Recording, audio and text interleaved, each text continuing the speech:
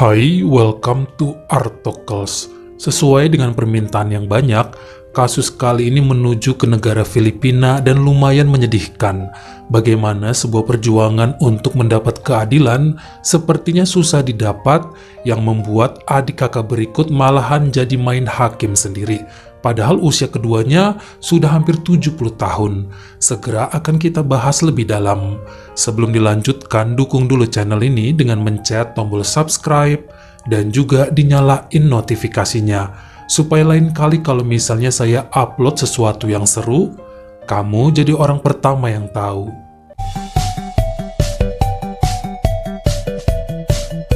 Saya kenalkan kamu dulu dengan seorang wanita yang lahir pada tahun 1954 di kota Dapitan, negara Filipina.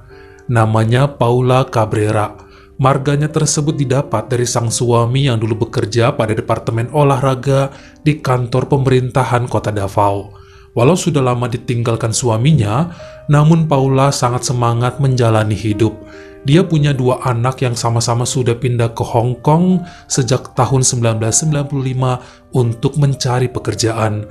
Makanya sejak tahun 2012, wanita tua ini memutuskan tinggal bersama kakaknya yang lebih tua 3 tahun dibanding dirinya, bernama Deborah Rosales yang juga sama-sama sudah janda, serta ditinggal merantau anak-anaknya, biar nggak saling kesepian.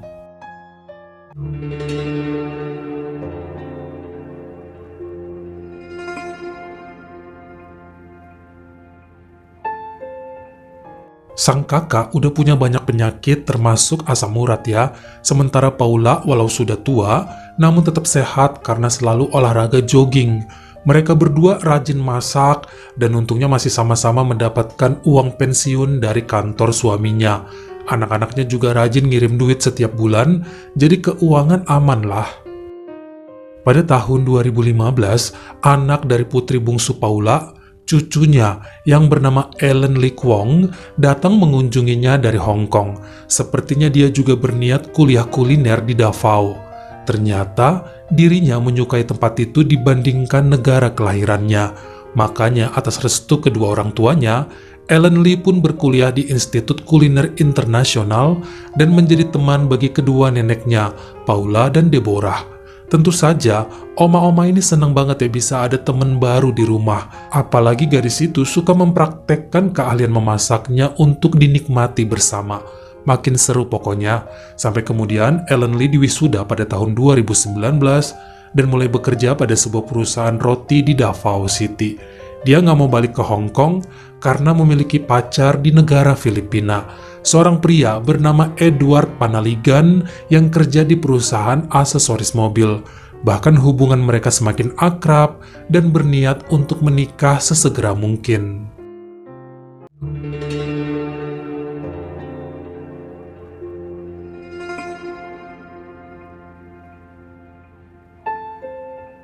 Lompatlah kita pada hari Kamis 5 Agustus 2021, di mana saat pulang kerja, Ellen Lee tidak dijemput oleh pacarnya sebab Edward sedang ada rapat kantor. Makanya gadis ini memutuskan buat naik taksi online yang sudah dipesannya. Jika melihat kondisi jalanan sore itu, ternyata agak rame dan kendaraan semrawut. Jadi si supir menyuruh Ellen Lee buat nyebrang jalan aja mendatangi taksi tersebut. Nah, saat melintasi zebra cross, ternyata dua pria bermotor langsung menyambar tas yang dipegang sama wanita ini lalu kabur. Tentu, Ellen Lee kaget dan berteriak minta tolong. Namun sia-sia karena mereka berhasil pergi, kemudian beberapa orang hanya bisa menenangkan gadis itu termasuk si supir taksi. Sempat ditemenin buat laporan di pos polisi terdekat dan tetap diantarkan sampai rumah. Bayarnya pakai uang cash dari neneknya. Tentu, Paula bersyukur kondisi cucunya baik dan selamat sebab uang dalam tas yang dicuri masih bisa dicari. 2 hari tidak ada perkembangan mengenai tas yang berisi handphone dan identitasnya di mana. Akhirnya Paula dan Ellen Lee melaporkan hal tersebut pada kepala lingkungan sebab paspornya juga hilang dan butuh surat pengantar mengenai status tinggal si gadis ini. Dari situlah kepala lingkungan memperkenalkan keduanya pada seorang tentara angkatan darat yang satu komplek dengan mereka bernama Jeremy Planilo. Siapa tahu bisa dibantu untuk mencari pencopetnya. Sebab Ellen Lee masih ingat katanya nomor plat motor si pelaku, biar di follow up ke pihak berwajib dan mengejar para pencuri itu. Setelah bertemu ternyata Jeremy dengan bangga memperkenalkan dirinya dan siap membantu karena punya kenalan orang dalam di kepolisian. Sedikit info mengenai Jeremy Planilo, berusia 30 tahun dan merupakan tentara angkatan darat yang dulunya bertugas di kota Batangas. Istrinya bernama Marlene Planilo yang merupakan asisten dokter gigi dan sedang hamil 4 bulan. Sebenarnya kemarin mereka sempat LDR, namun saat pandemi Jeremy disuruh kembali ke Davao dan mulai bertugas di kota tersebut. Jadi sekarang bisa ngumpul lagi bersama sang istri. Lelaki ini yang kemudian menemani nenek Paula dan Ellen Lee membuat laporan ulang dan menceritakan saat kejadian tasnya dijambret. 2 kali mereka ke sana karena ada prosedur yang cukup ribet. Sementara sang pacar Edward sedang berada di luar kota, di Manila karena tugas dan cuma komunikasi melalui telepon rumah sebab Ellen belum punya handphone baru sehabis dicopet. Sampai kemudian pada Rabu 11 Agustus 2021 sore, Jeremy mendatangi kediaman Paula dan mengajak Ellen Lee buat tanda tangan pengaduan lagi. Saat itu gadis tersebut melarang neneknya ikut karena baru kelar vaksin ketiga, biar dia saja yang pergi bersama si tentara. Keduanya pun berangkat pada jam 5 sore dan belum balik juga sampai jam 9 malam. Paula bingung sebab nggak tahu gimana mau menghubungi cucunya. Dia pun mendatangi rumah Jeremy dan meminta istrinya untuk nelpon sang suami. Kok belum pulang juga, udah malam begini. Dikontak sama Marlene namun gak aktif. Tapi wanita itu coba menenangkan dan bilang pasti mereka baik-baik aja. Mungkin lagi lobet dan akan segera kembali. Pada jam 11 malam, Ellen Lee pulang dengan menggedor pintu rumah yang bikin Paula dan Deborah kaget. Setelah dibuka, langsung gadis itu nangis lalu bercerita bahwa tadi dia bukan ke kantor polisi. Si Jeremy malah membawa ke rumah temen yang katanya juga seorang petugas. Namun kenyataannya di sana kosong. Tentara tersebut menyerang Ellen Lee dengan tangan dan kakinya secara kasar, lalu menggagahi wanita itu sampai tak sadarkan diri. Setelah siuman, gadis ini ternyata sudah sendirian dan pulang dengan naik taksi. Entah di mana Jeremy berada. Kaget bukan main, Paula langsung mendatangi kediaman tentara tersebut dan ternyata belum pulang, kata istrinya. Marlene gak percaya dengan cerita Ellen Lee dan bersikeras bilang bahwa suaminya orang baik dan taat hukum, sangat setia dan mustahil melakukan hal yang diceritakan gadis itu. Bahkan dia mengusir mereka dan mau nunggu sampai Jeremy datang aja untuk mendengar kisah sebenarnya. Dengan rasa sedih mendalam, nenek cucu ini mendatangi kantor polisi dan membuat laporan baru atas tindakan tentara itu. Namun petugas yang menerima mereka seperti nggak percaya, bahkan bolak-balik bertanya, yakin Jeremy Planilo yang melakukannya? Anehnya memang tidak ada memar di tubuh Ellen Lee jika memang dia sempat dikasari. Namun gadis itu terus bersumpah sambil menangis bahwa yang diceritakannya adalah benar. Bahkan si petugas menyuruh mereka ke dokter besok untuk visum jika memang terjadi perbuatan tercela. Disetujui sama keduanya yang langsung ke rumah sakit malam itu juga. Keesokan harinya, Jeremy dan istrinya datang ke rumah Paula dengan marah karena sudah dituduh aneh-aneh. Menurut lelaki itu, dia kemarin mengantar Ellen Lee ke kantor polisi, lalu langsung pergi ke rumah rekanan. Katanya si gadis tersebut bisa pulang sendirian, kok malah nuduh macem-macem. Di sini, Ellen Lee nangis lagi sambil teriak pada Jeremy. Namun pria itu tetap menolak semua tudingan, lalu mengajak istrinya pulang. Selanjutnya, Paula bersama cucunya ke kantor polisi lagi dan diterima oleh petugas yang lain. Mereka memberikan hasil dari rumah sakit untuk melengkapi berkas laporan kemarin. Lalu keduanya disuruh pulang dan tinggal menunggu panggilan saja. Seminggu, 2 minggu tidak ada kabar membuat Ellen Lee semakin stres. Bahkan Edward jadi bimbang dan menganggap cerita pacarnya adalah bohong belaka. Sang kekasih mulai jarang berkunjung dan gak pernah nelpon lagi. Hanya nenek Paula dan Deborah yang percaya dengan semua cerita ini karena hasil pemeriksaan kedokteran pun membenarkan. Sampai akhirnya mereka datang lagi ke kantor polisi dan hanya disuruh menunggu panggilan lagi. Pulang aja dulu, terus begitu seperti gak peduli bahwa ini adalah hal yang sangat penting. Ellen Lee mulai sering melamun dan malas makan. Beberapa kali dia mendatangi kediaman Jeremy dan melempar batu, namun kemudian diusir sama warga. Bahkan kepala lingkungan bilang akan mengeluarkan dirinya bersama sang nenek dari kompleks itu jika masih membuat onar. Semua sepertinya lebih percaya dengan cerita Jeremy dibandingkan Ellen Lee. Bahkan gadis itu nggak kerja lagi sejak 2 minggu terakhir. Sampai pada Senin 20 September 2021, saat izin mau ke rumah temannya, Nenek Paula dan Deborah kaget bukan main ketika beberapa petugas polisi datang tengah malam dan memberitahu bahwa cucu mereka, Ellen Lee Kwong, telah pergi untuk selamanya karena melompat ke arah kereta yang melaju di daerah stasiun Langup. Cukup sedih tak terkatakan bagi Paula dan Deborah dengan keadaan ini. Bahkan kemudian orang tua Ellen Lee datang ke Filipina dan membawa tubuh anaknya kembali ke Hong Kong. Sulit sekali mencari keadilan di daerah Davao. Semua prosedur telah dilakukan sampai bolak-balik lapor, namun hasilnya nihil. Jangankan masalah dengan Jeremy, kemarin yang kecopetan aja belum jelas kelanjutannya, padahal udah dikasih tahu nomor plat motor penjamret. Udah lengkap hasil visum melengkapi dokumen untuk menuntut Jeremy, juga nggak ada perkembangan sampai sebulan lebih. Lalu apa gunanya lapor pada polisi jika tidak bisa melindungi masyarakat? Yang ada ucapan duka terus diterima kedua nenek tersebut dari para tetangga. Bahkan kepala lingkungan dengan santainya mengajak Jeremy dan istrinya menemui Paula dan melupakan perselisihan kemarin.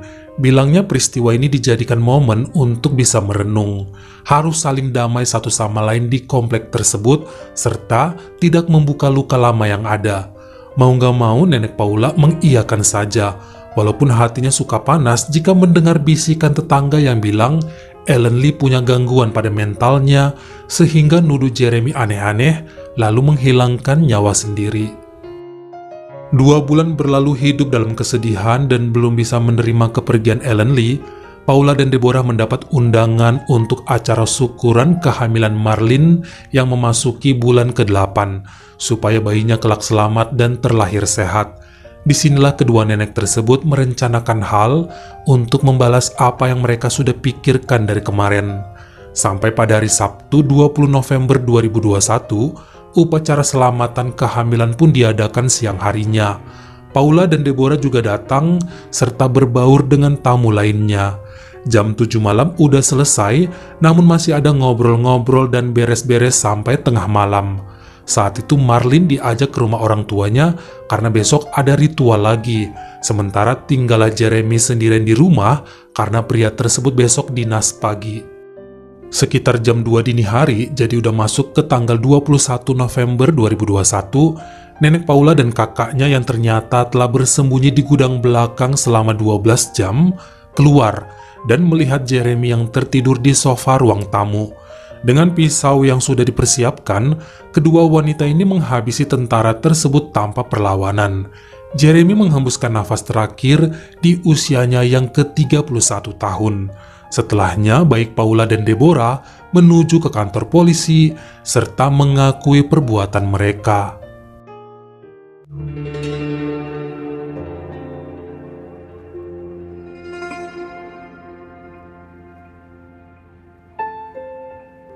Hal mengagetkan ini membuat Marlin histeris dan memojokkan kedua nenek tersebut sebagai pribadi yang pendendam. Dia menyesal mengundang Paula dan Deborah di acaranya sebab dimanfaatkan untuk bisa masuk ke rumahnya, bersembunyi lalu menghabisi sang suami. Menurutnya, cerita yang dulu disebarkan Ellen Lee mengenai Jeremy hanyalah bualan semata. Pasti gadis itu suka sama suaminya, karena ditolak makanya nuduh macem-macem. Marlin jauh lebih cantik daripada Ellen Lee, mana mungkin Jeremy berbuat hal tercela begitu.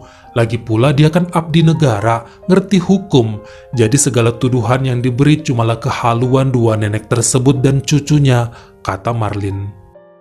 Menurut sang pengacara Ricky Reyes, apa yang dilakukan oleh Paula dan Deborah adalah bentuk pembalasan atas hal yang menimpa cucu mereka. Ketidakpedulian aparat dalam menyelesaikan aduan membuat Ellen Lee stres dan mengambil jalan pintas. Padahal sudah jelas ya, bahwa hasil visum mendukung laporan mereka, tidak bertolak belakang. Namun ternyata semua dicuekin gitu aja. Apa karena segan bahwa yang terlapor adalah teman mereka juga sesama abdi negara? Atau apa karena si pelapor tidak memberikan uang supaya aduan mereka bisa diproses? Disinilah kemudian pihak pengacara menuntut beberapa petugas yang namanya disebutkan nenek Paula untuk bertanggung jawab dan dibebas tugaskan karena tidak mengayomi masyarakat, tidak peduli, dan tidak pantas berada di garda terdepan kepolisian. Dokter yang melayani Ellen Lee juga hadir ya di persidangan. Menurutnya laporan mereka terbukti benar dan ini membuat 2 petugas polisi kemarin diberhentikan. Di sini saya cari tapi nggak ada media yang menyebutkan nama-nama para petugas itu. Bahkan dokter dari pengadilan kemudian berhasil melakukan pemeriksaan dan benar ditemukan DNA Jeremy saat itu di tubuh Ellen Lee sampai ke bagian-bagian tertentu. Inilah yang membuat Marlene marah dan membantah semuanya. Bahkan dia pikir ada konspirasi antara para dokter dengan Paula dan Deborah. Setelahnya, hakim melarang wanita tersebut muncul di pengadilan negeri kota Davao jika masih suka menginterupsi dan teriak-teriak nggak jelas. Menurut cerita Paula, dirinya yakin 100% Ellen Lee dulu berkata jujur, namun semua pihak justru melawan kesaksiannya dan menuduh balik.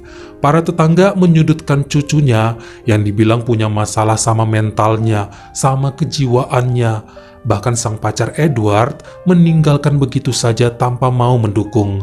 Sebagai sesama wanita dan punya ikatan batin, Paula selalu mengajak Ellen Lee untuk berdoa agar permasalahannya selesai dengan baik.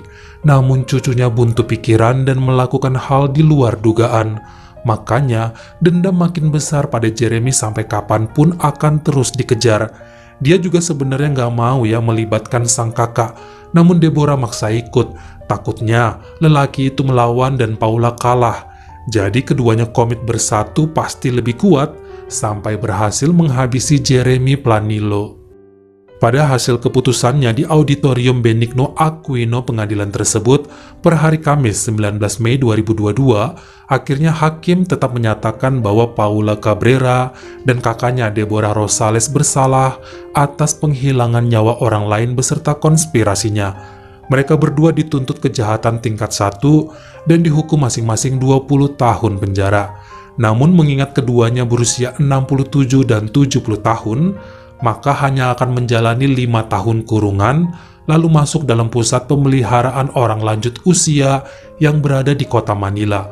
Keputusan ini sempat membuat geram Marlene dan keluarga Jeremy, namun hakim justru menyudutkan mereka balik, sebab jika masih hidup, pasti si tentara tersebut bakal dihukum seberat mungkin atas perbuatannya terhadap Ellen Lee karena sudah ada bukti mutlak. Cuma yang disayangkan oleh orang tua Ellen Lee adalah tak satu pun dari mereka yang dikabarkan tentang hal yang menimpa sang putri dulu. Keluarga lain juga nggak ada yang tahu. Pasti kemarin mereka bisa bantu untuk mencari keadilan jika polisi cuek. Namun Paula bilang bahwa itu semua atas permintaan sang cucu yang merasa malu. Takutnya semua malah mencemooh dirinya. Bagaimana menurut kamu? Apa yang akan kalian lakukan jika menjadi nenek Paula dan Deborah? Kamu komen di bawah. Dan kalau kalian suka sama video ini, jangan lupa ya klik like serta tombol share-nya. Buat yang baru pertama kali mampir atau udah sering mampir nih tapi belum berlangganan, jangan lupa klik dulu tombol subscribe dan juga dinyalain notifikasinya. Supaya lain kali kalau misalnya saya upload video baru, kamu jadi orang pertama yang tahu. Follow juga Instagram saya jika berkenan di Artokles S-nya 2 dan jangan lupa untuk nontonin semua video saya yang lainnya. Ingat ya, tetap jaga jari dan juga lidah kita supaya nggak nyakitin hati orang lain. Terima kasih.